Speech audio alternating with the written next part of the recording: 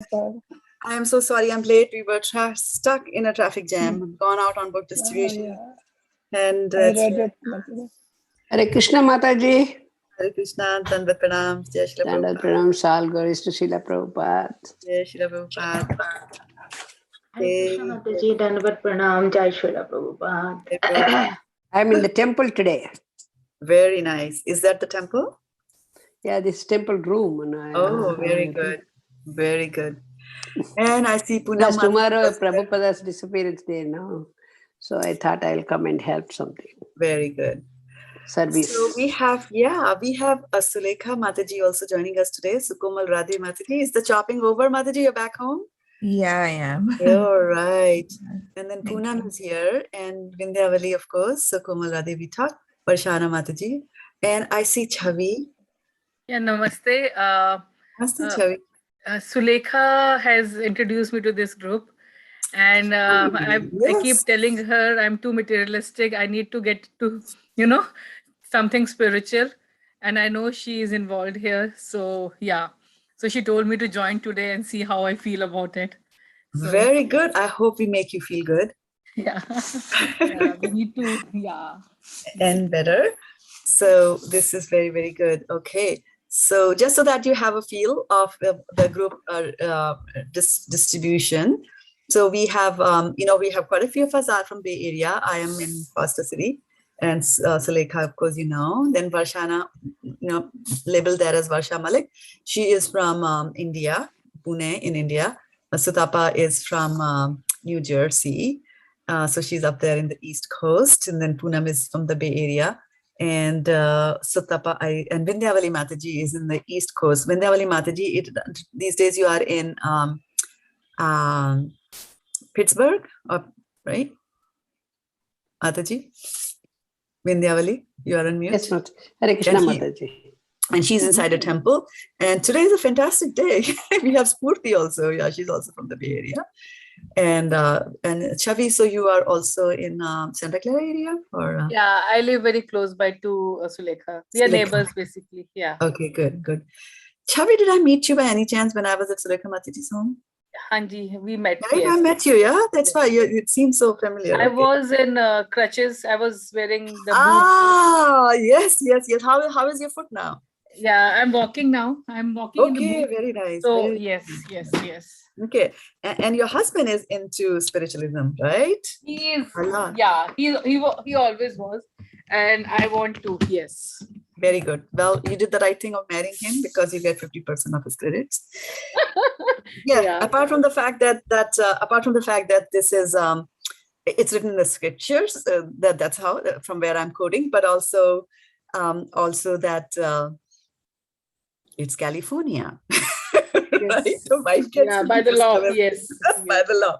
Yeah. So we kind of read different kinds of shastras, Bhagavad Gita, Srimad Bhagavatam, Brahma Samhita, like that.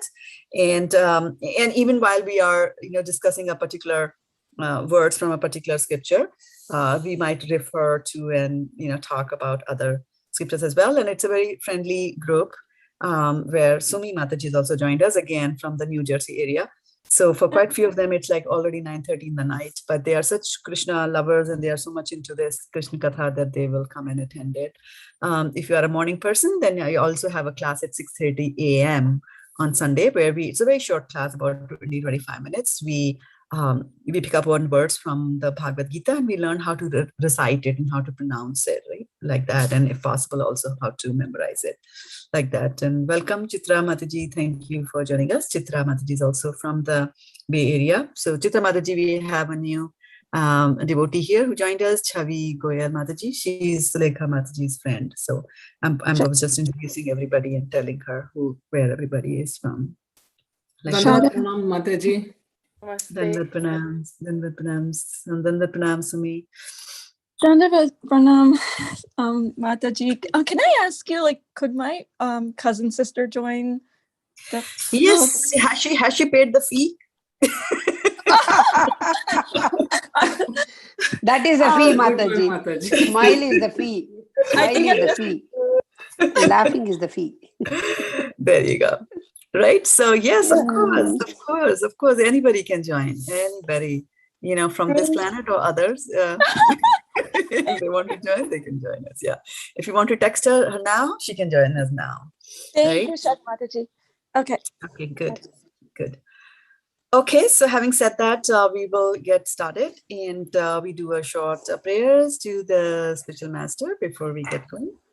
And we are broadcasting this for those who are new to this. We are broadcasting this on Facebook as well as on my YouTube channel, so that the recordings are available for future reference in case you want to listen to something, you liked it, you want to listen to it again. So praying to the spiritual masters. Om Jnanatimirandhasya Jnananjana Shalakaya Chakshurunmilitam Yena Tasmai Shri Gurave Namaha. This is a short prayer to the spiritual master, offering our respectful obeisances to him. And the reason for that, among others, is that it's a spiritual master who actually... Mataji, I don't know whether it's on my side, but like your voice is very low. Yeah, My side too. Yes, Yeah. Yes, for me too. Yes, Mataji. Latrine, it's losing the audio. Is it? I don't have anything running on my computer either. So let's see. Do you have headset or something, Mataji? Sometime I need to set it up. I was just talking to somebody. I have things that get attached to my old laptop. This is a new one, and which is a... Now you're okay. Now you're okay. Now you're okay. I don't know. I didn't do anything. Okay, it's fine now. Krishna's mercy. Yeah, I think yeah, the whole world wanted to know that I have a new laptop. So anyway, jokes apart. Yeah. So I was saying, is it better now? Yeah, let me know if it goes down anytime. So what I was saying was that we start these prayers and we start these topics of discussion on spiritual topics, and we always start that with obeisance and respect being offered to the spiritual master. And the reason for that is that spiritual knowledge cannot be obtained on its own. We need to get the mercy of a spiritual master. A spiritual master is anyone who teaches you spiritual topics, becomes your spiritual master. There are different kinds of grades of spiritual masters, but the most popular and the varied and most numerous in numbers is the Siksha Guru, who gives you Siksha, right? Teaches you. And so they are the ones who open our eyes. And what does it mean to open our eyes, right? Open our eyes is to see and to understand the realities of life. For example, I remember, and my sister usually watches me on Facebook from India. And if she's watching, then she will know that she will remember that when we were young, we were teenagers. At that time, one of her friends came and said, "Mere saath tragedy ho gayi," which translates to "a tragedy has happened to me." And then what would you expect at that time a person to say tragedy ho gayi? To have met with a tragedy, maybe the father died, right? Mother died. At that age, those are the tragedies, right? Or you fail an exam. That's a tragedy, like that, right? Or maybe your boyfriend dumped you. That's your tragedy, right? At that age, those are the levels of tragedies that we talk about. But her tragedy was that she had given a shirt or a kurta to the tailor to stitch, and the tailor messed it up. So for her, that was the tragedy. And unfortunately, she's a young girl. She was, hardly 18 at that time. And so if her thinking was like that, it is pardonable to a certain extent. But the sad part is that decades after that, decades into our life, 60, 70, 80 even,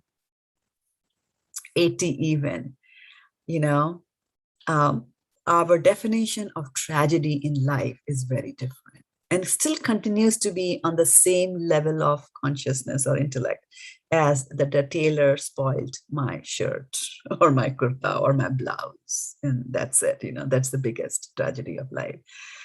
So similarly, when it comes to problems in life, we all have problems. Anybody have problems? Please raise your hands. Okay, you can also raise your hands electronically so that I know. And when the Avali raises 2 hands, like that, right?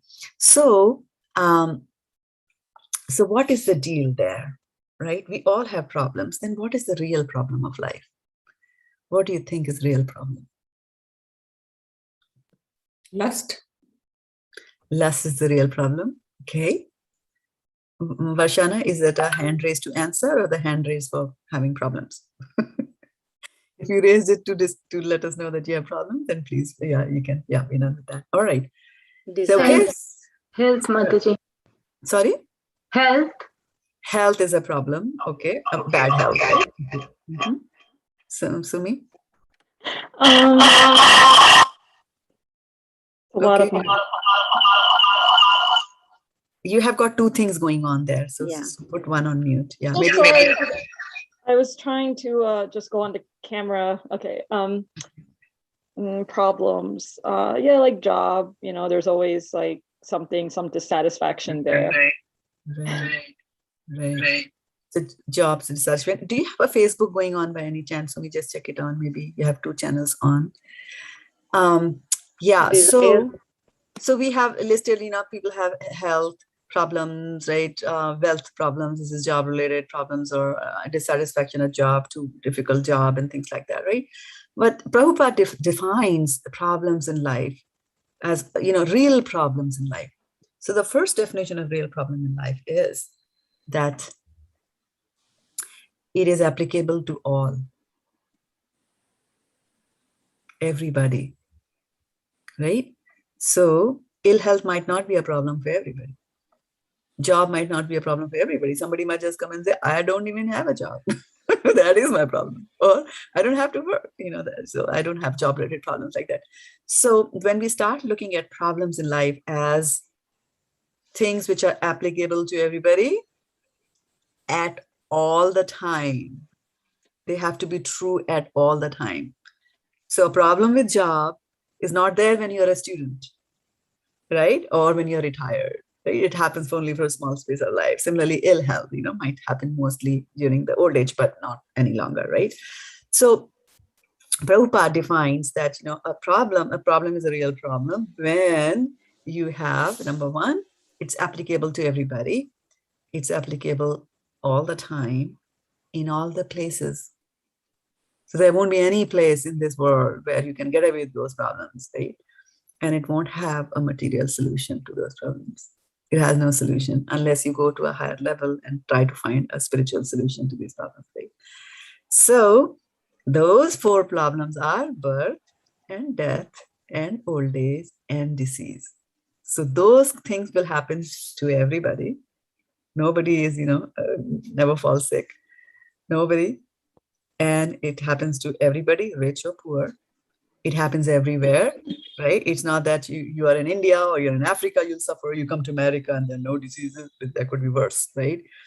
Or maybe you don't have diseases of the body, you have diseases of the mind, right? Stress, right? Psychological problems. So everywhere. Are there problems in higher planetary systems? Yes. Are there problems in lower planetary systems? Yes. Are there problems here in the middle planetary systems that we live? Yes. Right? So these problems are there in all the places. And then is there a material solution? So for old age, what are the material solutions that we find? What are some of the material solutions that you find? That we try to find for old age? Hospitals, medicines, good doctors. Okay. So hospital, medicines, good doctors. And then what happens to Steve Jobs of Apple? Yeah. He had the best of the doctors. He had the best of the money, but could not save himself. Yes. Right? Could not, because they are there, because we are trying to just use some material. I'm going to give you an injection. I'm going to give you a radiation. These are all material things, right? The thing is that if you don't want to ever fall sick, then get out of this cycle of birth and death. Get out of this place, right? And it is death. First, our own death, which happened recently from the way we talk about time, right? We talk about Kali Yuga, Satya Yuga, millions of years. So in that context, we died recently. Right? And that's why you'll see that even a small child is afraid of death because they died recently, very recently, as compared to us. I mean, for me, it's like 6-7 decades ago, I died like that, right? So we have to get out of this cycle. And so first and foremost, it is our death, which is fearsome to us. And then worse still is, because we don't know, we have forgotten about our death. Worse still is the death of our near and dear ones. And the fear which is there, right? And sometimes people say that, why do these fears come? Fear can also come from getting a very good thing. Fear of death can also come from a very good thing. And what this basically means is that one wife might say that my husband is very bad and he ill-treats me. He's this and he's that, so I'm unhappy. So she might just think that if only I had a wonderful husband, then I won't have any problems with that husband, right? But what if that wonderful husband dies? Now there is, again, sorrow in your life. So if a husband is bad, you are unhappy. If the husband is good, you are still unhappy, or if not unhappy, you're anxious that, what if he leaves me and goes away? So this thing is there rampant in this material world because of this problem, which is the problem of death. And all of us have to face this. That is the reality of life, right? Some face it sooner, some face it later. Which is good, which is bad, we don't know, right? But eventually everybody has to face. One of the truth is that the fact that we are born here, all of us will see the death of our parents. That's for sure, guaranteed, right? I mean, if not guaranteed, at least majority of the time it's going to happen, right? Some kids do leave before their parents leave this planet. So birth, death, old age, and disease, we have to just see how we can get rid of that. And our super intellectual person, Arjuna, the Mahabahu, he talked about Gyan, and he talked about a lot of things. He told Krishna a lot of things in the first chapter of Bhagavad Gita. So to kill, and I cannot kill. How can I kill my relatives? I mean, forget about killing the enemies. He had to go and kill his relatives. How can I kill Bhishma Pitamaha? How can I kill my mama? How can I kill, like that? So he's going on and on, rattling off. And even if I kill them, then what's going to happen to the old ladies who will be widowed? What is going to happen to the young kids? There won't be anybody to tell them about the culture and things like that. And there'll be one Sankara, which is unwanted population will be born, right? And Varna Sankara, it's a very important thing. It's a very important thing. It's about a way in which we live life and the way we are born. Varna Sankara is an unwanted population, unwanted child. What exactly does it mean, unwanted child? What do you think is an unwanted child? You had 2 kids and the third is born. Is that an unwanted child? What's your definition? It's out of wedlock.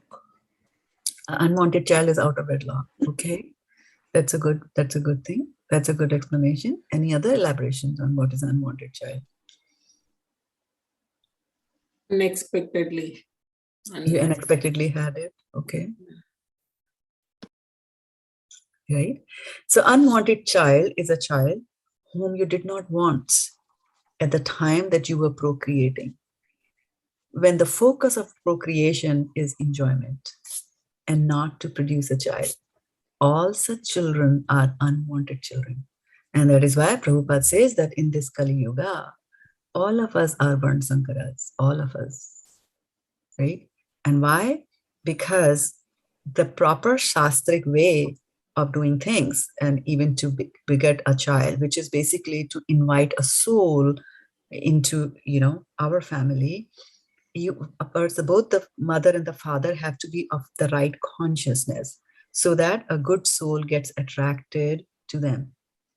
And how will a good soul be attracted? How will your consciousness be raised? So there are certain samskaras, there are certain, things that you need to do before you can think of having a child. So when children are born like that, they are very much a wanted thing because you wanted to have that child. You bring in a good soul who's Krishna conscious. So you change the atmosphere of your home. You change the atmosphere here, actually in your heart where the mind is. You change and purified your consciousness. And that is why even before a child is conceived, they tell their parents to read from the Srimad Bhagavatam, to sit and listen to Krsna Katha. So that is a proper child and not a Varna Sankara.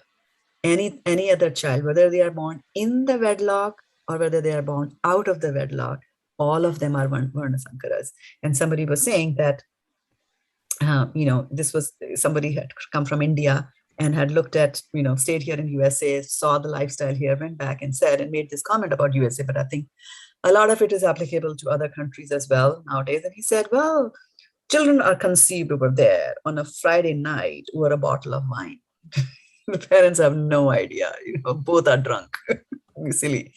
And then the next thing follows. Obviously, they're not thinking of attracting any soul to, into their lives. The main thing is lust. And I think one of you said that one of the problems of this world is lust. And yes, it is. Definitely.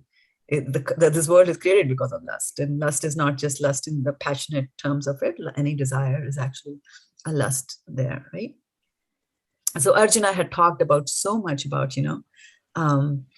the bad effects of the war that's going to happen. And then Krishna is slowly explaining to him through Sankhya Yoga, first in the second chapter.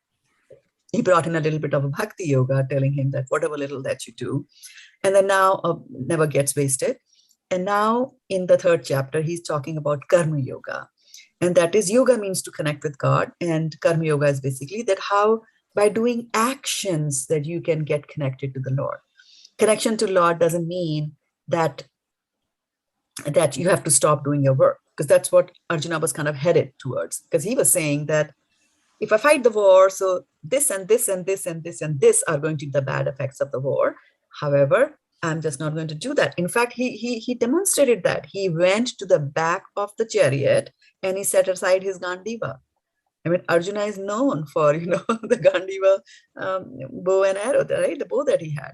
So he's known for that, and he's setting it aside, which means I'm not going to fight. He's talking about inaction, right?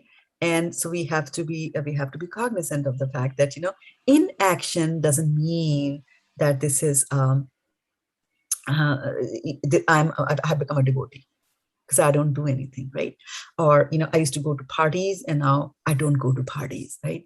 Who was it? Our Chavi Mataji said that she has come here into the class because she thinks that she is very material.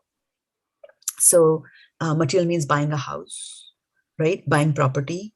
All that is being material, buying things for yourself, right? The best of maybe a new iPhone comes in the market, you purchase it. All that is being material, right? Buying the best of the laptops that you have, best of the headsets, right? So yes, the question is that you are here in this material world.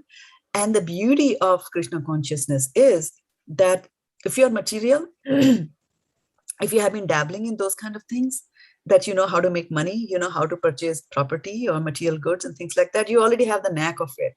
All that you have to do is that instead of directing those talents that you have, right? Those talents that you have, instead of directing them towards your own enjoyment, try to direct those talents towards Krishna's enjoyment, right? So if somebody, was materialistic, went and purchased a big house, right? Now tell me, how can they utilize that house in the service of Krishna? I'm looking for responses here. We can. May Go I ahead. answer? Yes, sure. Yeah, we can have Krishna's kirtan in the house, and we can have the classes for discussing the glories of the Lord in our house. Okay. So we can call over people and have that, and we can use this house for his service. Very good. And thank you. What is Bhaktin, Sumi? Just pretty much, I think Varsha Mataji summed it up. I was just going to say, make your home into a temple, as much as you can. Right. And how can you make your home into a temple? Tell me some things. That's very good. Yeah. Definitely have an altar, have Lord Chaitanya, deities, Krishna, okay. At least Krishna's picture, and, all of the, religious, observances, everything, we should also practice at home and, make it you wake up, you do all of your sadhana, and, you really feel in your heart that your home is a temple. I think that's important. Very good. Very good. And Chitra? Just adding to Sumi. Sumi, yeah, just at least make use of the house to sit and read the scriptures. Because I don't do that much, so I feel if I do that, even I'm making use of the house. And then doing the daily rituals, and but yeah, reading the books, especially scriptures. That's Right. And so yes, all very good answers. And then you can even add to that. You can add certain things more to that, and that is that you can open up your house for devotees to come and stay. Right, you can have a guest room, so that because usually devotees are not very opulent money wise, right? So you can open your house, they can come and stay in there. You can open your house, to which Sukomal Radhe Mataji's husband used to do that a lot. They had opened up the whole garage. Their car used to stand outside, and we used to keep books in their garage. We needed a place to keep all the Bhagavatams and everything, and they used to do that. So you can even today, there are many other devotees here that I know of in the Bay Area. They have opened the house and they said, Shraddha Mataji, come and keep as many Bhagavatams that you like to keep over there. Now, so you see, the propensity that we had to enjoy the material world, now the same propensity, you can just engage it in the service of Krishna. So there's no harm in being the richest person in the world. Why should it be a bad thing to be a rich person? After all, Krishna is the richest person. I'm already related to the richest person in the world. I'm his, daughter, right? So there's no harm in having Lakshmi. The problem is that when you utilize that Lakshmi for your own sense gratification, Atmendriya Priti, what you should be focusing on is Krishnendriya Priti, in the service of Krishna. And the interesting example that Prabhupada gives is that Krishna is the reality. Krishna is real, and we are not real not in the sense that we are nothing, but then, who's the man, like they say, right? Who's the man? Who's the real one? Oh, Krishna is the real one. We are just his servants, like that, right? So Krishna is the real boss. And so what he says is that you go and stand in front of the mirror, right? What you're seeing in the mirror is a reflection. It's not the reality. The reality is here, right? So if you go and stand in front of the mirror and you start decorating, right? You decorate your eyes, you put a nice tilak, you put some, whatever, jewelry, whatever, right? So as you are decorating yourself, right? As you're decorating this body, what happens to the reflection? What is happening over there? As you are putting lipstick and rouge and whatever you put, what's happening to the reflection there? Happy. Sorry, Varshana Mataji? Mataji, you see the same what you are doing to yourself. Right. So if this is becoming reflection. beautiful, like, so if by putting makeup here, if this is looking beautiful, what happens to the reflection? It also starts to look beautiful, right? Yeah. So the beauty of Krishna consciousness is that although we tell you Krishnendriya Priti, we tell you do everything for the satisfaction of Krishna, do everything to make Krishna happy, to make Krishna beautiful. But what happens is that when you decorate the real thing, the reflection also gets decorated. So when you do good things for Krishna, good things are going to happen to you as a default. So, and that is what happens. We don't encourage at all. I will not comment you because Sorry? you were supposed to come back. Sorry, my son came over. He was okay. Sorry. Okay, no problems. Yeah. So, so the beauty of the whole thing is that on the surface, it might look like, when going back to the example of our home, right? So we purchased a 5-bedroom home, palatial place, right? We made a lot of money and we have got it there. But if you make Krishna the center of your home, and like how Sumi was saying, you create an altar, and in the heart of your hearts, you believe and accept that actually Krishna is the owner of this house. He owns this house and I'm just living in it temporarily. As long as we have that feeling in our hearts, you will be happy in this house. Why? Because now you're going to do everything in favor of Krishna, everything keeping Krishna in the center, everything that you do for Krishna, you are decorating Krishna. So you're making nice dishes for Krishna. And what happens after you serve the dishes to Krishna? Who eats the remnants? you eat it. We Right? eat. Yeah, you eat it, right? So by offering good things to Krishna, you automatically get those back to you. So it's not that Krishna eats the whole plate and it's all disappeared, right? Thank God he doesn't do that. So so the beauty of Krishna consciousness is that we are not saying stay away from material energy. What is Maya? Srimad Bhagavatam describes Maya and says that Maya is anything around you which you do not connect to Krishna is an illusion. Because the moment you don't connect anything to Krishna, you're going to connect it to yourself. That's the only reason why you were not connected to Krishna. You'll connect it to yourself, and we say yourself. We know that self is not just me. I have got extensions, my kids, right? My community, my college, my office, my city, my state, my country, my continent, my planet, all the way over there. So if I'm not engaging in Krishna, I will be engaging the same thing in one of these, who are my either myself or my extensions. And we'll pause here to take Poonam Mataji's question. You're on mute. So, Mataji, last class May we were talking about Shri Radha to be the highest form of Maya, and to that. Okay. Yeah. I'll have to let me qualify that a little bit, right? We were talking that in the context of who is Durga, right? Yes, in the that's where I was adding in the context of Mata Durga. Right. In the context Durga of is the materialistic world Maya. Exactly. And Shri Radhe is actually the higher form of Radha. Higher form. Yeah. Exactly. So my question here is Gita, Bhagavatam, many of these spiritual scriptures talk so much about the Purusharth part, Shakti of the part of the Shri Krishna. Okay. But very little about Shri Radhe. Yeah. Why? If Radha is the way to achieve Shri Krishna, that's what I understood. Like if we need bhakti, prem, and we want to reach Krishna conscious, one way is like actually you pray to Shri Radhe. Yes. And right.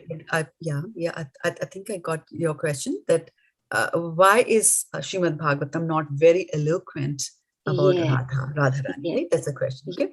So let's look at the structure of Srimad Bhagavatam, right? How is it constructed?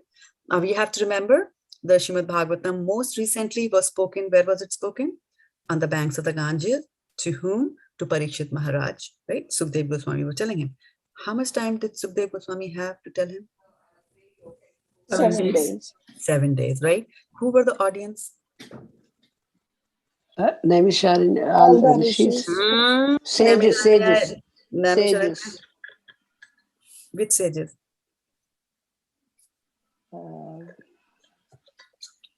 Vyas Maharshi was there. Yes, Vyas was there. Vyasdev was there. So what was the occasion? Remember, what was the occasion? Parikshit Maharaj has been sentenced to die in 7 days by a curse by a Brahmana boy. He is the emperor of the whole world. And so he doesn't know what to do, right? It's almost like the doctor is saying, you have got 4-stage cancer, very little time left for you to live. And it's like, now we panic. Oh, I didn't write my will. I did not do that. Oh, by the way, I wanted to go to Hawaii. I did not do that. Oh, I didn't get married. All kinds of things are there, right? So he is the emperor of the world. He doesn't know what to do. All that he knows is that, now he has to give up things. So he gives up all his paraphernalia. He's wearing just a gamcha. He goes and sits on the banks of the Ganges. Now, this is news. This is CNN grade news, right? Because it's almost like our current president of the United States. He goes in a gamcha and sits by the Mississippi River. Will that be a world event or not? The same thing happened at that time. So people from all over the world came there. All over the world. Some of them were sages, true. Some of them were not. There were all kinds of people who came there. Some just came to there with women, kids, sages, normal men. They all had gathered there just some to watch the fun, some to help Parikshit Maharaj. Like that's, there's a whole bunch of people there, right? And this conversation, Bhagavatam, is between Parikshit Maharaj and Sukdev Goswami. And the purpose of that was, it's more like a drama or a play. And the purpose was not to teach Parikshit Maharaj Bhagavatam, because he's already a devotee. He's enacting that part. And so Srimad Bhagavatam comes and has got a certain purpose. Whenever there's a scripture, Poonam, there will be a certain goal, right? Why are you writing this functional specification document, MD50, whatever you call it, right? There's a certain purpose, design document, certain purpose, right? User guide, certain purpose of these. Similarly, the Srimad Bhagavatam has got certain 10 standard topics which are described there.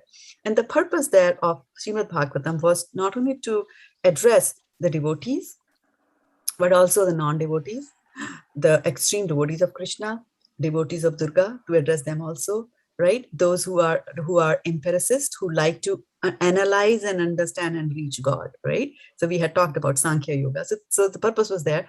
So the Srimad Bhagavatam's construction is there in such a manner that it caters to the lowest common denominator, the one who says, where is the proof? Where is the proof? Prove to me that there is Krishna. All right. You want the proof to it, where is Krishna? Let me first explain to you how Krishna created this material world. All right. Now let us tell you, do you even know what this material world is? Right? How much do we know about this material world? We don't even know our own bodies. How do we know? No. We have a lot of faith. You know, we just refuse to have faith in Krishna, but we have faith a lot. For example, when you go to Costco and pick up a bottle of cup syrup, and it says that, you know, have 2 tablespoons if you're an adult, we take 2 tablespoons if you're an adult. And there it'll give you a list of acetaminophen or whatever names are there. We just take it. We just don't sit down and try to analyze and say, let me see what does this ingredient do and what does that ingredient do and what is this used for and what is that used for, and fever reducer, how much it's going to reduce, 1 spoon will going to reduce how many degrees. We don't do that. Faith. There's faith in that medicine and we take it. Right? Like that, right? So there's not much even in our day-to-day lives and even ourselves. How is the food being digested? You know, which hair in my head is going to turn white, right? Like that. We have no idea even of ourselves what to talk about the whole material world and to understand, you know, the greatness of Krishna. So one way, in the lowest common denominator, he says the first step in God realization, Sukadeva Goswami says, is to look around you. Like that in this world, right? So Komal Radhimati, I see a hand there.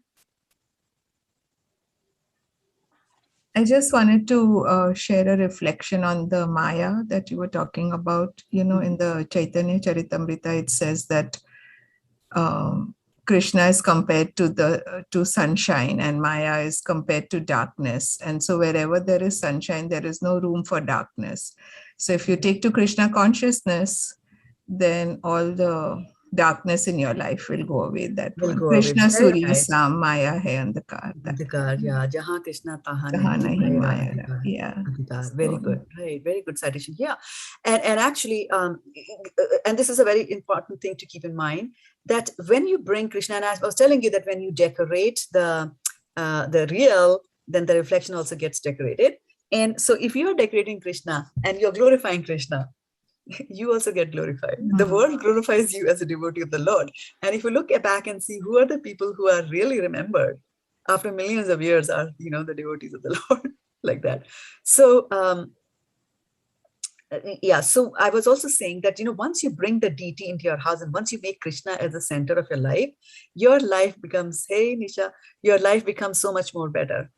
And because when you are standing in front of the deity, there are rules of the Shastras, which will say you are not supposed to do this, this, this, and this. And do you know what is the important thing, which is something very much applicable to Grihasthas, that you can do before the deities? You cannot fight. You cannot argue. You cannot raise your voice in front of the deities. And naturally, you know, if you're living in an environment, you brought the deity in your home and you're really taking it seriously, then the fights will go away. So you see, it brings in auspiciousness into your home by you know, bringing, just, you have to make a slight adjustment, you know, just a 180-degree turn. Instead of focusing on yourself, start focusing on Krishna, and guaranteed you'll get the results, you know, over a period of time. But I still didn't get the answer of the question I was asking. I'm just saying, I was saying, yeah, to get back to Poonam Mataji's answer. So he starts with the lowest common denominator, and he's saying that, you know, look at the things around you. Then he goes into the further chapters where he says, okay, now start concentrating on the Paramatma in your hand, right? And then he starts telling you the stories of lot of devotees. Then he starts glorifying, you know, Krishna's name. So in that way, I don't know how much you have gone into the Bhagavatam, but he will take you all the way up to the 10th canto of Srimad Bhagavatam, right? By which time you have also heard the pastimes of Lord Ramchandra. They're not gone down much into details because Parikshit Maharaj had heard it in some other context. So Sukdev Goswami being tight for time, pressed for time, he did not do that. So the first 9 cantos of Srimad Bhagavatam are actually meant to make you believe that Krishna is God. Because unless and unless you don't believe that Krishna is God, you cannot go into the 10th canto of Srimad Bhagavatam, where Radharani is described. But again, not to the fullest extent, right? And one of the things about Radharani is that, it is not something that we can demand. It's not something that we can demand that, yeah, Radha, yeah, you're supposed to help me. I'm chanting 16 rounds. You're supposed to help me, right? Radha is a very exotic concept. She's nothing but the energy of Krishna. So that they're in that way, they are inseparable and one and the same. But Radharani is very exotic. Like, for example, you find descriptions of Krishna's feet in the Bhagavatam, right?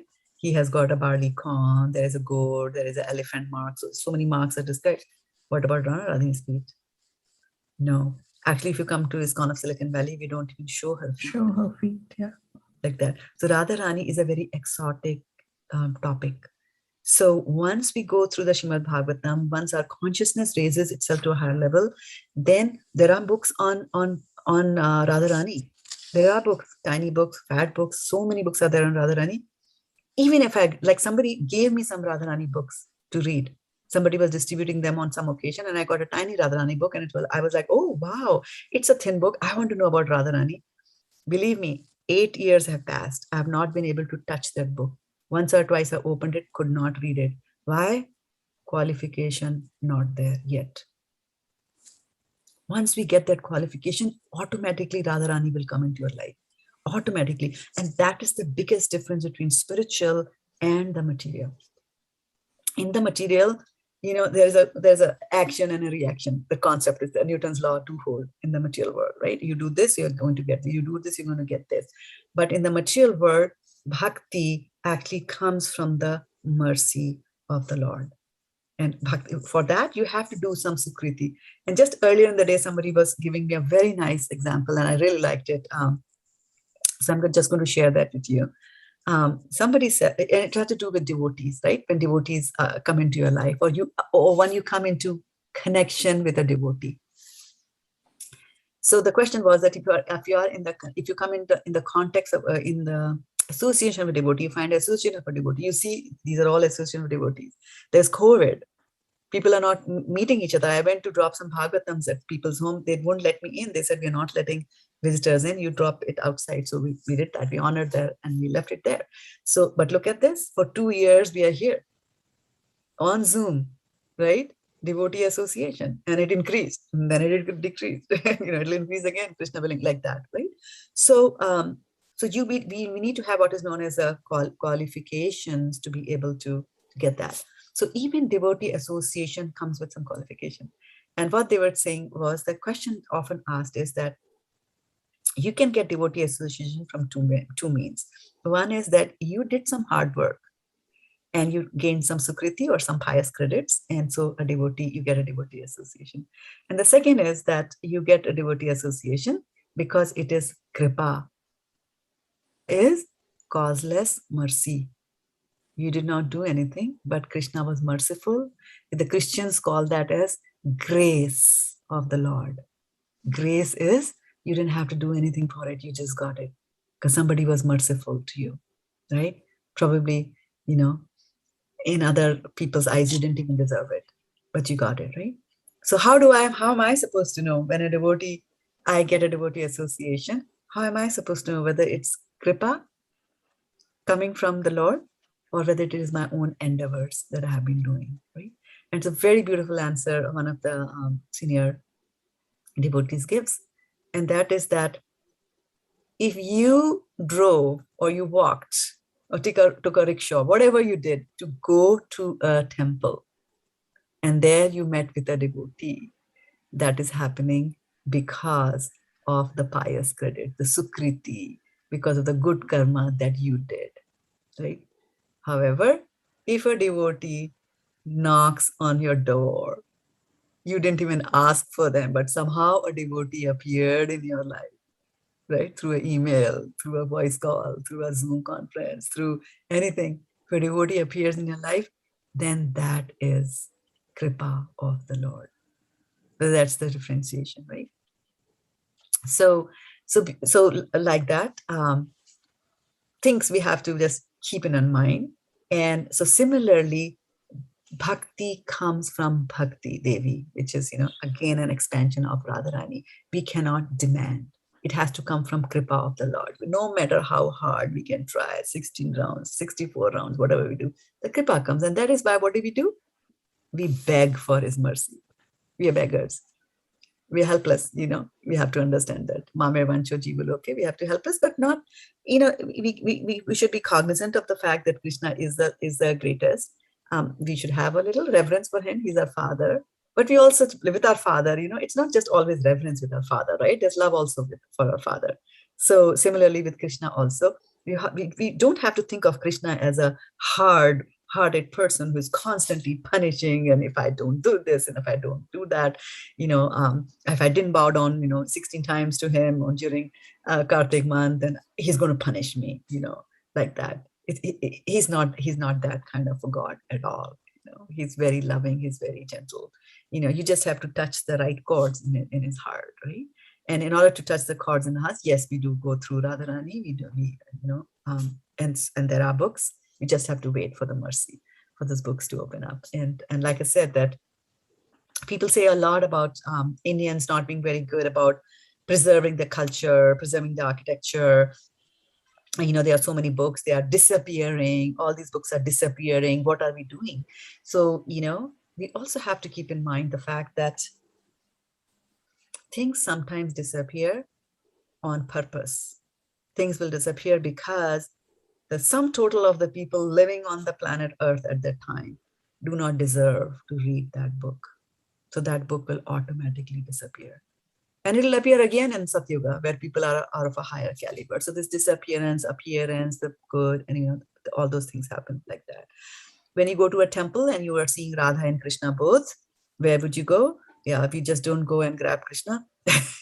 We first look at Radharani and then, bow down to her, take her permission, take her blessings, and then we start, looking at Krishna from the feet below all the way up to his forehead, like that, which equates to different cantos of Srimad Bhagavatam, as I mentioned most of the days, right? Starting with canto 1 and 2, which are his lotus feet, all the way up to canto 12, which is his forehead, like that.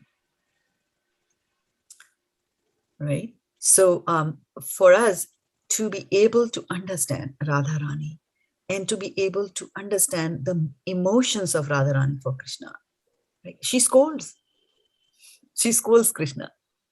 And we might just think like, oh, Radharani can scold, I will also scold, right? But to be able to scold Krishna at that level, we have to have a special relationship, right? Like we are Matajis, we don't go and scold every Prabhuji. We might scold our husbands sometimes, right? Like that. So because there's a relationship there. So that relationship has to build first, to Krishna. And here's the interesting thing. To build a relationship with Krishna, we have to keep on begging Radha, keep on Radhe Jaya Jaya Madhav Daite, right? Radha is the one who give Madhav to you. So like that. Okay. Does that help, Poonam Mataji? Yes, very nice explanation, Mataji. Maybe offline you can give me some prayer, I can do it. Yes, for Radharani, definitely. Yeah, yes, I just want I will share with the whole group. Yeah, I think we need to. Yeah, I will appreciate. Yeah, we did a prayer to Radharani on one of the Sundays. We have lost that video because my Facebook account was hacked, but it's still on my YouTube though. Yeah, we sang a very nice Kunya Kunkanata Kanchanabja or Hari Radhika. Mayam. Like Hare Krishna, for example, is a mantra, Maha Mantra, which is it's got Radha in it. It's got Radha, Hare Krishna, Hare Rama. Hare is Radha and Rama. It starts with Radha. Okay. Starts with Radha. So Hare Krishna mantra has got Radha in it because she's inseparable. She's energy, right? Like you and your energy are not separate. We cannot separate and say this is Poonam and this is her energy. They're one and the same there, right? And that is why when a lot of people get emotional, they talk, they misunderstand certain things because they are like, oh, but Radharani loved Krishna so much. How come Krishna did not marry her? Like you don't get married to your energy. Yeah, yeah, It's one and the same thing. Yeah. You marry somebody else, other than you. It doesn't make any sense for Krishna to marry Radha. It's not that Krishna is debauchee or bad or flirt or whatever. So, and to understand that, you have to go deeper into the Shastras, and that is why. So, Sumi Mataji, are you still with us? Did she drop? No, Are you I'm here. Sorry, Mataji. Yeah, like I guess I just had like a little bit question, like, or clarification, because I missed a little bit of that point. You were saying that like if we don't make Krishna the center of our lives, then what is it that you were saying that like then we become like more connected to the material energy? Oh, definitely. Okay. Definitely. Right. If you don't make Krishna the center of life, then Maya will become the center of your life. And Sukumal Radhe Mataji cited such a nice example from Chaitanya Charitamrita. She said, Krishna Surya Sam, Maya hai andhikar. So Krishna is like the sun and Maya is like the darkness. Jahan Krishna, taha nahi, Mayera adhikar. So he says, wherever there's Krishna, then Maya cannot have control. And so if you look at, like if you enter a room, there is no light, right? So there's darkness. As soon as you press the switch, what happens to the darkness? Right? It's no longer there. It's no longer there, right? Similarly, when you bring Krishna into your life, all the materialist things will go out. Although on the surface, you might still think that, people are going and investing their money. Why are they investing? I mean, everybody knows. Next 3 months, I'm going to talk only about Lakshmi and nothing about Lakshmi. Because I have a goal. I have to collect so many Lakshmis. Why? Because we can then freely distribute this fantastic literature that you are studying, and you are fortunate enough to buy, as Srimad Bhagavatam said, right? But what about others who can't? I mean, through, Bhakti Raghav Swami Maharaj is doing such a fantastic job in India. Whole villages in the coastal region of South India, whole villages. What do people do? If you're living on the sea coast, what do you think is your profession majorly? Fishermen. Fishermen. There you go, right? And what do fishermen eat? Fish. Right. Now, Bhakti Raghav Swami Maharaj converted them into bhaktas, which means no alcohol, no gambling, no meat eating, no illicit sex. 4 things gone from life, right? So now they are taking to agriculture, right? Agriculture will not immediately give you so much money as selling fish will. So now they have agreed to come down a few notches on their, material ladder. And they have this, they are bhaktas. They have the desire to read Bhagavatam. A Bhagavatam costs 7,000 rupees in India. English, 6,000 Hindi, something like that. Right? I may be off. But they don't have the money. So we collect the Lakshmi to be able to give money to such people, to students, to those who have lost their job. I get so many messages, emails, from people. I lost my job. I want to use this time to read the Bhagavatam. Can you arrange a Bhagavatam? How do you get the Bhagavatam money? How do you get the money? Well, as you normally get money in the material world, you have to go and, generate funds. So again, the same thing. We are doing the same thing. Something that Steve Jobs were doing, right? For Apple, he was making money, but for himself. Here, you're making money for Krishna. When we collect the Lakshmi, we don't get a cut out of it, right? All of it goes into pocket. All that, some money goes from your pocket into it, right? Also like that. So as long as the center is Krishna, even if you apparently seem to be doing material activities, they are not material. Why? Because they are touched by the transcendental. And so if an iron rod is a materialistic thing, and if suppose fire suppose is a spiritual fire, right? So if you take an iron rod and put it and touch it with the fire, what happens? This iron rod becomes hot and starts to behave like fire, because now I can start new fire using this iron rod, right? So same thing happens to us. When we engage our senses in doing activities for Krishna, these senses no longer remain material sensitive. Iha yasya harer dase karmana manasagira nikla avastatum jivan mukta sa uchyate. So what it says is that karmana manasagira, that his actions, his mind and his body, somebody who has dedicated that. Iha yasya, iha means here. Harer dasya, he is a das of Hari. So somebody who has dedicated his mind, his body and his activities to serving the Lord Krishna, then even here in this material world, he is Jivan Mukta. He's already liberated.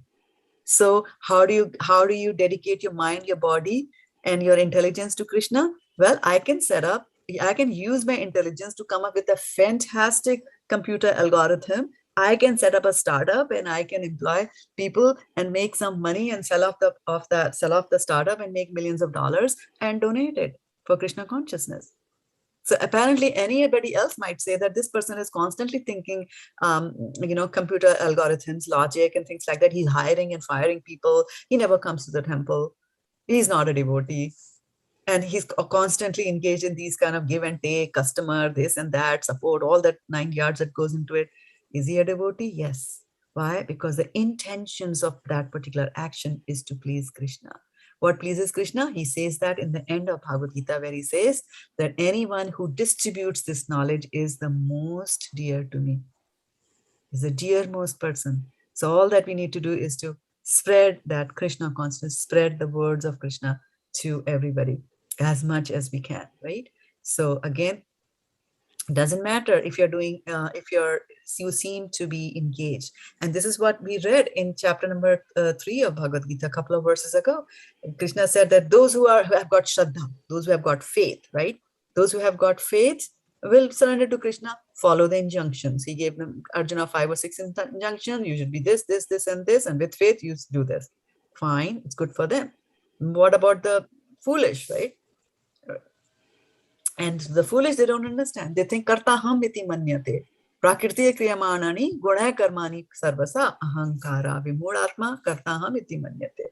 I wrote a fantastic computer algorithm. My company is flourishing. Who is doing? I am doing. Who is intelligent? I am the intelligent one. No, that is not right. Even the intelligence that we have comes from Krishna. Matta smitir jnanam apohanam cha. In the 15.15 of Bhagavad Gita, Krishna says that, right? Sarvasya chaham hiti sannibishta matta smritir jnanam apohanam cha vedescha sarve rahameva vedyo vedanta krit ved vedev chaham. Right? So he says Vedanta krit, I have created the Vedas, the Vedantas, Vedavid, I am the one who understands the Vedas. I am Vedavid. And I am the one that Vedas are telling me that I am the one you should be aiming for. That should be your goal in life. And as long as Krishna is the goal in life, and as long as we understand, that is there. But the murkhas, the stupid, the foolish, the vimudhas, they don't understand that. And they think kartaham iti manyate. And what does Krishna say over there? He says, let them be. Let them do whatever they are doing. Let them do. Right? All that you can do is preach through example. Preach through your life. So there is Guru who teaches, and there's Acharya who teaches through their life example.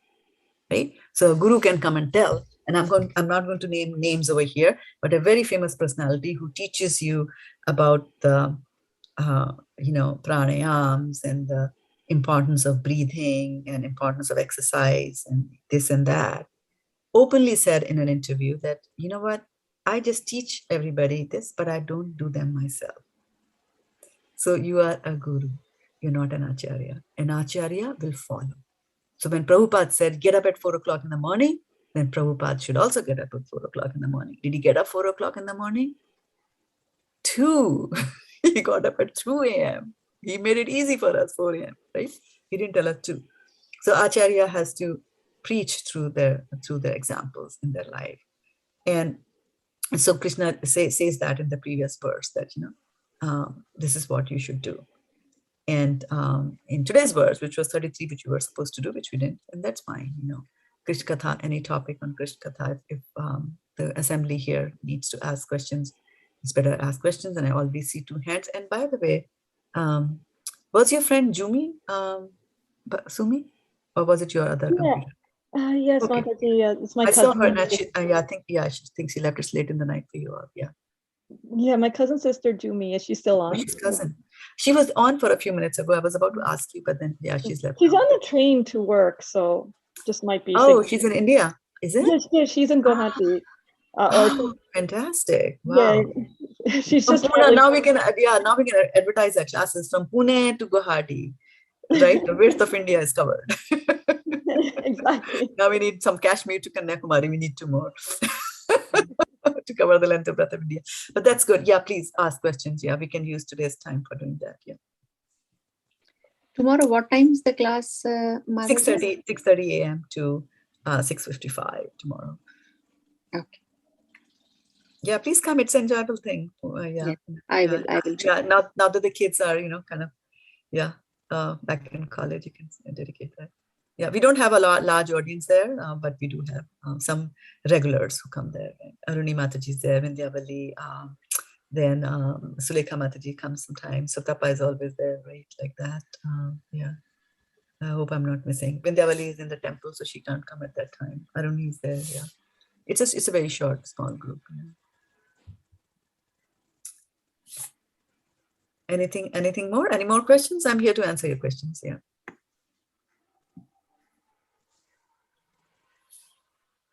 Anything that comes to your life, anything that you learn, anything if your friends ask you, where were you for 1 hour? What were you doing? What are you going to tell them? I have a personal question, Mataji. Okay. Yeah. We can take it offline if you want. Yeah, I will. Let me know when I can call you. Yeah. Okay, we can take it offline. Yeah. I'm looking for some guidance. Okay, definitely. Varshana, was there a question? I guess, Hare Krishna Mataji, Dhanad Pranam. Very nice explanation today you gave regarding Srimati Radharani and rest. Mataji, there is a confusion in my mind, and I think it can help many of us also. Mataji, when normal life we live, the God has constructed our body in such a way that we can do everything. We can see, we can smell, we can breathe, we can do things with our hands, we can walk, our digestive system, everything perfect is given to us. Now, when some system goes bad or something, we go to the doctor and doctor tries to, not tries to, because he feels that it is required in the body and this system is not working properly, and we can add artificially something to the body. And is it okay to take something artificial in the body and prolong our life, or we should avoid those kind of things? Very good question. And I will take the help of Srila Prabhupada to answer, as usual, as I always do. Srila Prabhupada, in one of his books, gives a very nice example about the helplessness of death and how we have no control over it. And he talks about a businessman in Calcutta. And he says that businessman in Calcutta, when he was told that he's near death because of illness, he was begging the doctors, and he was saying that to extend his life for 3 or 4 months, because he had so many projects to complete, right? And so Prabhupada is just saying that Prabhupada was just trying to emphasize there. And so we have to see, if a person prolonged their heart, like you have to put a pacemaker in your heart, then you have to see the intention behind it. If you want to live for more years because I have not finished reading the Chaitanya Charitamrita, I have not yet perfected my bhakti life, right? I still have to finish reading the Bhagavatam. If those are the reasons we are putting something in the body, by all means put it. And also, if we say body has been constructed by Krishna, well, the pacemaker has also been constructed by Krishna. And who gave the intelligence to the scientist who invented the pacemaker? It comes from Krishna. Matta smritir jnanam apohanam cha. Everything comes from Krishna. So if there are pacemakers around us today, it is Krishna's desire that pacemakers be created in this world. And that's why they are there for you, right? So there's nothing wrong in, prolonging a life. You want to prolong it for certain reasons. Like Prabhupada was very careful about his health. He used to go for a walk because he had 2 or 3 heart attacks already. And it's very important he used to do that. Eating food, he was very careful of what he ate and what he didn't, right? So there's no harm in extending the life, right? And when he was about to leave his body and his students were very upset, And at that time also Prabhupada used to just say that, take the will of Krishna, whatever is there as the will of Krishna, and, do it. But he was 83, like at that age, right? It was pretty, yeah, his situation was pretty thing. And that's it. Like that. So if there is something available, by all means, we should not reject it. If a scientist is saying that I created a pacemaker, then it is kartaham iti manyate. Ahankara vimudhatma kartaham iti manyate. And people say, I created this, I need the patent on this, I created this invention. Well, Krishna owns all the patents of all discoveries and inventions. Like that. Yeah. Thank you, Mataji. But this way, we are prolonging the life. You are not prolonging, it's not in your hands. To prolong your life is not in your hands. So you see, karmarne bhadikaraste ma phaleshu kadachana, that you have a right to perform the action, put a pacemaker in the heart. But the results, those are in Krishna's hands, right? Those are in Krishna's hands, like that. Yeah. Thank you, Mataji, for clarifying my doubt. And it's a very good question that you asked, because the next verse is on that, right? Yeah. A body is built in a certain way, and then how do we handle the different bodies that we have here? And Aruni has raised her hand. Let's take her question. Yeah, I was going to ask about something different, but I just wanted to add to what you said. I was just thinking the pacemaker is just like going for a walk, for instance. I mean, going for a walk, we can do it on our own, but it's just like we take all the efforts we can to do what we can for our health, and the result is up to the divine will. I just wanted to add that, but you'd already said it. But no, my question was something different about, what you said about the energy of Radharani and that you can't marry your own energy.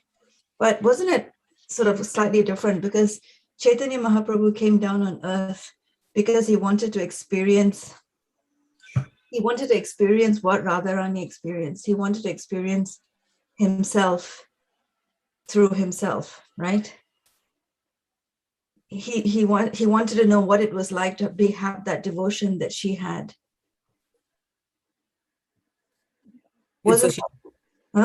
Yes. So Radharani is the personification of that energy. So it's a very esoteric concept, this personification. What exactly does it mean, a personification of something? Like, Agni, there's fire, right? But then there is a personification also. So similarly for energy, which is Radha, there is a personification. Our line of thinking personifies everything.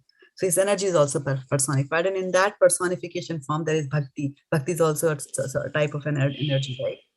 And so he wants to know what that is.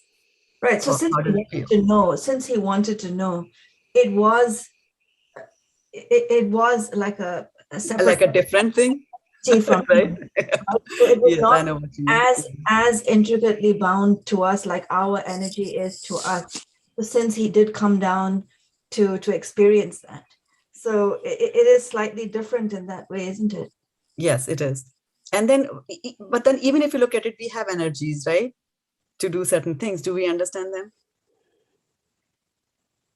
Does the soul understand the energy? We don't understand it, right? So it's Chaitanya Charitamrita is beyond me. I've read it once, but I have not, it's very, very high. If we really, try to understand that. So I don't even go in those areas. Somebody else might have to explain those to you. I'm still at a very, very, novice level, still trying to understand Bhagavatam. And even that is, it'll take me several lifetimes to understand and get that. So I kind of shy away from esoteric topics of Radharani and what exactly it is. Yeah. To understand the mind of Krishna and what exactly, is going on in his head. I mean, he's omniscient, right? He knows everything. So how come he doesn't know what Radharani, what devotional is, right? He should know that also. So there are. I was thinking about it in relation to like, why wouldn't Radharani? Because when somebody made that wait, who's that? When someone when someone made that remark, was it you or somebody else? So if it was, I mean, it's his energy, but it's also a bhakti that's separate from him.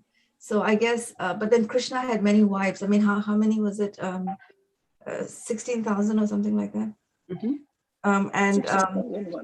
So maybe he he didn't want to, put Radharani, in the category of all his wives, because she was above that. So was that a reason, rather than just because she was his energy? Is that because she was beyond that, above that, beyond well, for Krishna's wives, the 16,000 wives, they are, they are related to the pastimes of Lord Ramchandra, actually, when he went to Dandakaranya, when he was in exile. And there he's so beautiful. And then there are some rishis there, and they get, attracted to that body in a way that, how men and women get attracted. And so they get attracted to him. And then Krishna says that that attraction or that desire will be fulfilled in the next yuga when I come as Krishna, and then he marries them all as their wives. So definitely there's a difference. We can't compare Radha to them. I mean, although the wives are definitely at a much higher level than we are, but Radharani is the extreme at the topmost. Yeah, Like thanks. that, I just wanted to. It is Achintya. These are very esoteric topics. Achintya Bheda Bhed. It's very difficult. There's simultaneous oneness and there's difference also. So, Krishna and energy are different. They are also the same. When you look at it as Radha, you see Radha separately, you see Krishna separately. But then also when it comes to worshipping Krishna, they say that never put Krishna alone in your altar. Always put Radharani also next to him. Like that, Krishna and energy, they go together. That way they go together. Right? Yeah. Deep topics. But good questions, yeah. I have a quick question, Mataji. Yes, go ahead, Chitamani.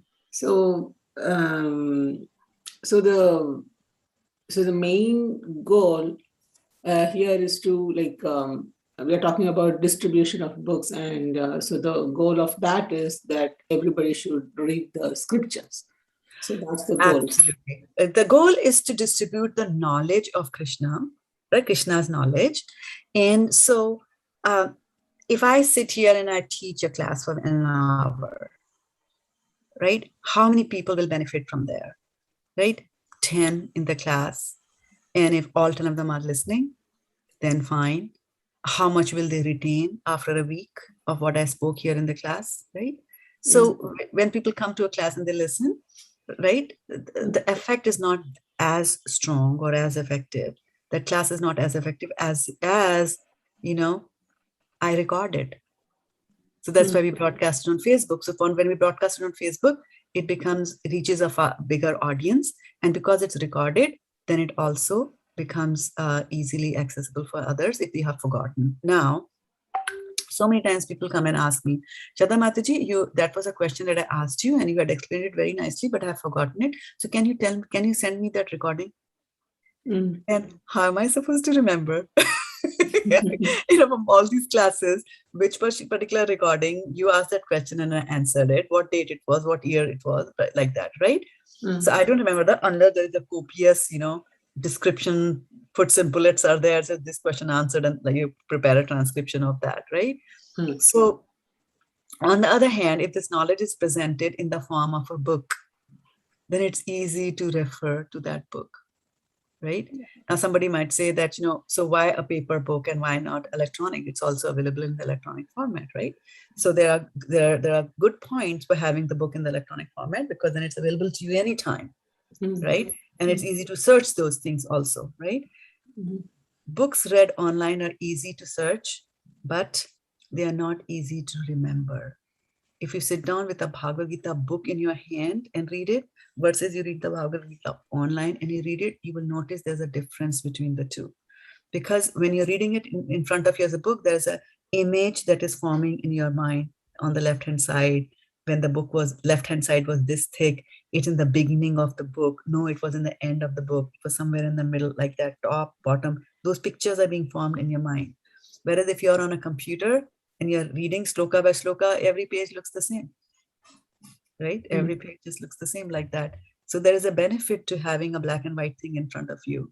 And that is why we focus on book distribution. So the focus, I just wanted to clarify, the focus is not on just books by themselves, but the focus is on giving you knowledge, which is easy to retrieve, easy to access, right? And then books can be passed on to others as well. Yes, Mataji, I understand that and I agree with you, but my question is different. So So the goal here is to distribute and so that people gain knowledge by reading it.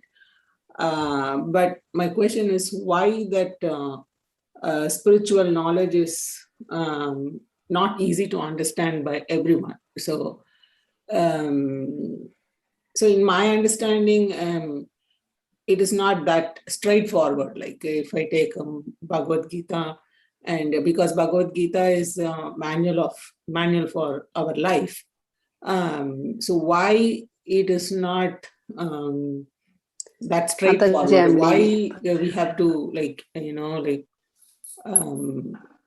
but I understand that you have to read it with attention and scrutinizingly reading it. But my question is why it is made so hard to understand and follow, like why it was not straightforward. Yeah. And so first question, is it hard for everybody? Some people take the Bhagavad Gita, and even white bodies, right, who are not accustomed to this, like it's not coming as a cultural momentum to them, right? So even some of them come back and relish. Like 2 weeks ago, I went and distributed a book to a lady who was, Chinese Mexican, that origin, right? So that mix, and she was married to an American, and she had opted to get a Bhagavatam set from one of my team members, and she lives here in my city. So I had gone there to deliver the book. When I entered her home, I was shocked. Why? Because she had a 1-year-old child. 1-year-old child was there. And on top of that, she's taking this, 18-volume Bhagavatam set. How is this mother even going to read it? So I asked, when I gave her the book, I asked her that, what made you ask for this book? And so she said, well, you know what? I'm married, I have a husband, I have a child, and I wanted to know. So although the Bhagavatam might seem very difficult for one person, it became so easy for her. Then I thought, okay, maybe she didn't realize. I spent some time with her, explained her, walked her to how you read it and all that. And then a couple of days later, I just asked her that, hey, how is the Bhagavatam reading going on? And I was so sure she's going to tell me that, the kid, this and that. No, she said, I'm enjoying it. So it is not that it has been made difficult for people, right? Because now here we are, we relish it. We relish every verse of Bhagavatam, right? We've been doing it for 6-7 years now, right? And so the thing is that it is our anarthas. It is the anarthas that form a curtain between the knowledge that the Bhagavatam is trying to give you and what my mind really wants. It is difficult for me because I don't want it. I don't want it. And that's why it is difficult. The mind will give you so many reasons why you should not read the Bhagavatam. On the other hand, people are like, I finished the Bhagavatam. Now what's next? Chaitanya Charitamrita, what should I read? Like that. Right? So people are at different, and so Shrunvatam Saukatam, right? Prior to that, what's the verse that talks about Syan Mehat Sevaya Vipra Punya Shamana Kirtana. So first you do seva of the devotees, and then you get Vasudeva Katharuchi.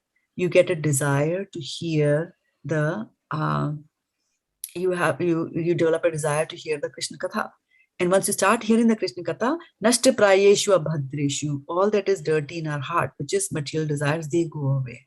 And once the material desire go away, then you really start doing the devotional service in the true meaning. And then Krishna starts to help you. So that's the process, a step-by-step process. So what we do is that we just make the Bhagavatam available, or the Bhagavad Gita available to people. And so many times it has happened that you give the book to somebody and they don't read it, right? I mean, Vaisheshika Prabhu tells this very famous example of he stopped somebody, or somebody stopped someone on the traffic light. A traffic light was red, and so he stopped somebody and said, hey, here's a Bhagavad Gita.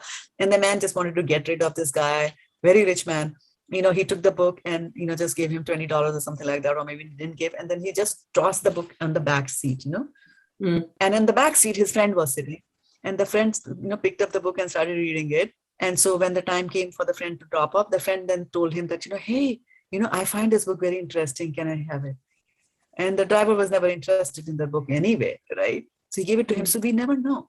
So the same book, which was so difficult for that man even to touch and keep by his side, he threw it in the back seat.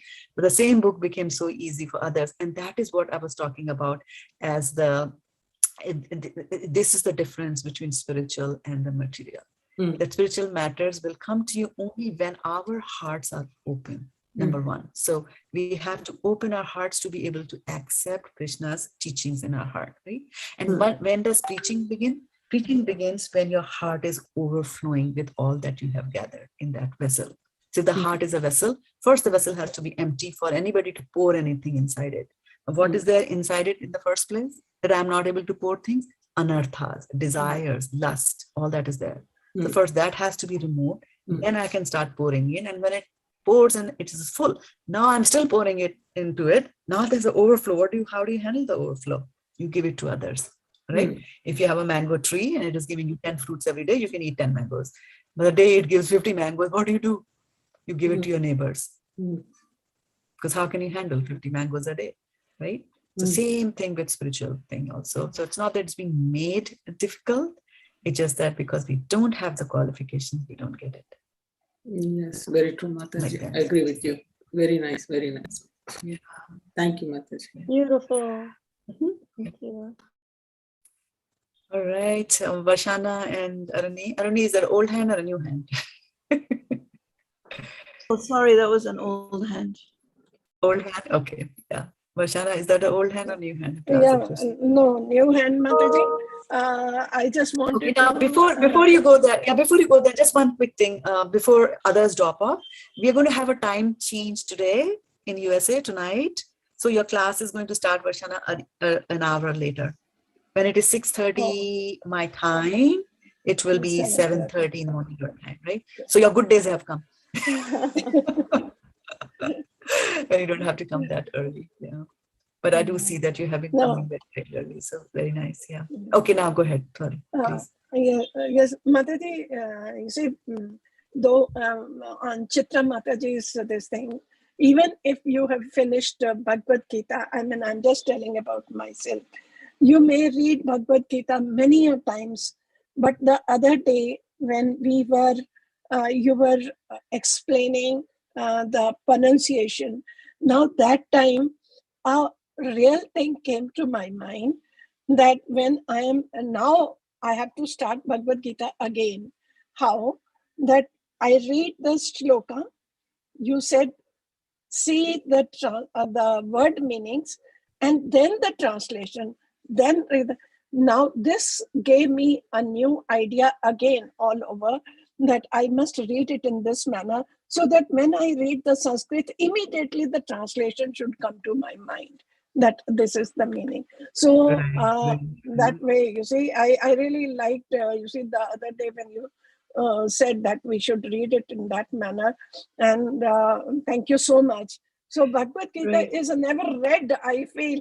I felt till today I haven't read it. Now is the time I felt that this is the time to read Bhagavad Gita. Yeah, it's a very nice consciousness and a very nice mood to have, and there'll be several times that you read the Bhagavad Gita over and over and over again. And this is what Prabhupada means when he says that you have to read my book scrutinizingly. This is what he means. And also the mood that, you know, I don't think I have gotten the Bhagavad Gita. That's a very good mood, that the empty vessel mood, that I don't know anything, because then people can pour things in your head. If you think my head is already full, what can anybody tell you? Nothing. Yes, Guru Maharaji also said in one of his lectures that this sentence, that I already know these 4 words, they are actually obstacle in your advance, in your spiritual advancement. Right. Very true. Yeah. Good. Thank you, Mataji, so much. You're welcome.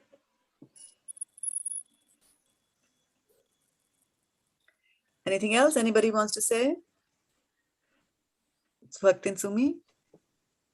Oh, the class was very, very nice, Mataji. Thank you. You liked it? Well, I'm glad that you come here and you switch on your video. I like that also a lot. Yeah, that shows seriousness. Yeah, if you switch on your video, then, you know, there'll be less distractions, in the sense that you can't be distracted because you're on camera. Right. My cousin sister said like she had a bad reception, so, you know, she wants to join again, but she's traveling on train actually. Yeah, that's fine. And this is going to be on Facebook, right? So she can listen to it later on. Right, that's true. Yeah, you know my Facebook page, right, Sumit? Do you know? Yeah.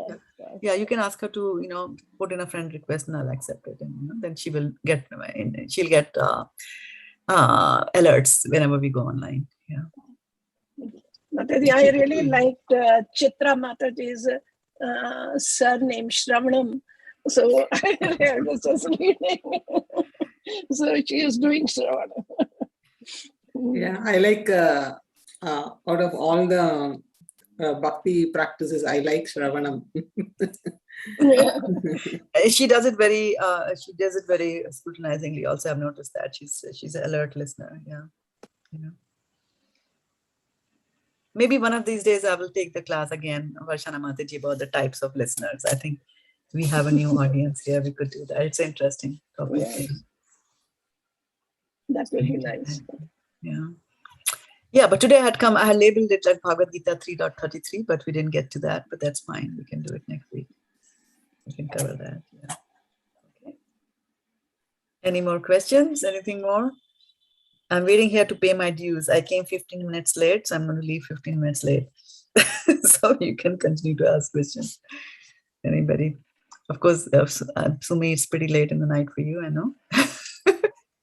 You can drop off. So Varshana Mataji, just remember that, right? For you tomorrow, it's going to start sooner. No, later. The class is going to start later, right? An hour later. Yeah. Okay, and then we also have Dilip Bhai Patel Prabhu and our Sundari Sankirtan, fantastic, and Radha Venkat Prabhu is there. Yeah, thank you for watching here. So Mataji, this will start at 8 o'clock for me now. No, 7:30. 7:30. 7:30. Yeah. Half an hour difference. Yeah. Okay. Thank you so much. And these books are so interesting. I'm supposed to go, into San Francisco and give a Bhagavatam set to somebody tomorrow. So I was just calling to fix up times, availability, etc. And so this person just told me that, look here, I am reading this book. I'm an atheist. And I'm reading this book only to know the story. I said, that's very good if you're an atheist. He said, because I don't believe in religion and this and that. I said, that's very good, because then you are in the line with Srila Prabhupada. Because if you read Srila Prabhupada's Bhagavad Gita, in the very beginning, he says that what is dharma? Dharma is wrongly translated into religion. You should not be looking at dharma, because dharma is something you can change. Religion is something you can change. You can become a Hindu, to Muslim, to Christian, to Buddhist, to back to Hindu, whatever you like, right? But he explained and he said that Hindu was a word that was coined by people who were coming from the Afghani and those countries, and they were addressing people who live beyond the Indus River, the Indu River. They used to address them as Hindus because they could not say Hindu, so they used to say Hindu. So the term Hindu has come from there otherwise. So what he said was that dharma is something that you cannot remove from, is a characteristic, intrinsic characteristic of something. And which is, for example, the dharma of fire is to burn. So you cannot remove the burning tendency from fire. If you remove it, then it is no longer fire, right? Similarly, liquidity is a property of water.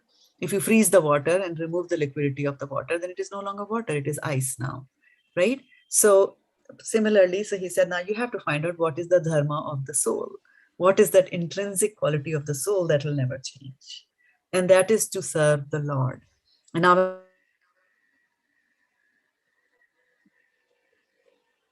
the voice is gone. Oh, is it? I don't know. Now it is good. It's something intermittent on my internet. Yeah. So it's saying my internet connection is unstable. Now it told me that. Yeah. So what I was saying was that that the Sanatan Dharma, we follow Sanatan Dharma, and the Sanatan Dharma says the eternal religion, eternal Dharma of the soul is to serve the Lord. Serve the Lord. That is the eternal religion. And that is something that you'll see that every religion tells you to serve the Lord, right? Like that. So we have to understand.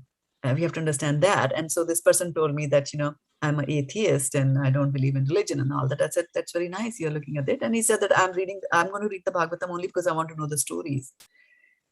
And that's it, we have faith in our Bhagavatam. Let him read the stories, right? Bhagavatam will have its own effect and raise his consciousness to a higher level when he reads all the stories and reads all the fantastic, philosophy, which is also there in Bhagavatam. So like that, it is. I just wanted to share that there are all kinds of people who are there. They have all kinds of impedances in understanding who Krishna is, but we still give them the book because the book has its own potency, which we don't have. We are just the nimitta matra bhava savya sachin. We are just the instruments in the hands of Krishna.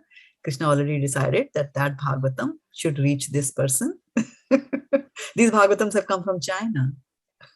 And they're reaching somebody, in a hill in San Francisco. That means something like that. Like when somebody asked Prabhupada, are you going to America first? So his answer was, I'm not going, Bhagavatam is going to America. Going to America. Yes. Yeah. Very right. Yeah. Very right. Yeah. Good. All right, ladies. Okay, I'll take a leave here. Dandavat pranam. Patitanam pavnibhyo vaishnavebhyo namo namaha. Gopremanande Hari Hari Bol. Then let's have a good rest of the day. See you in a few hours, all of you. Dandavat pranam.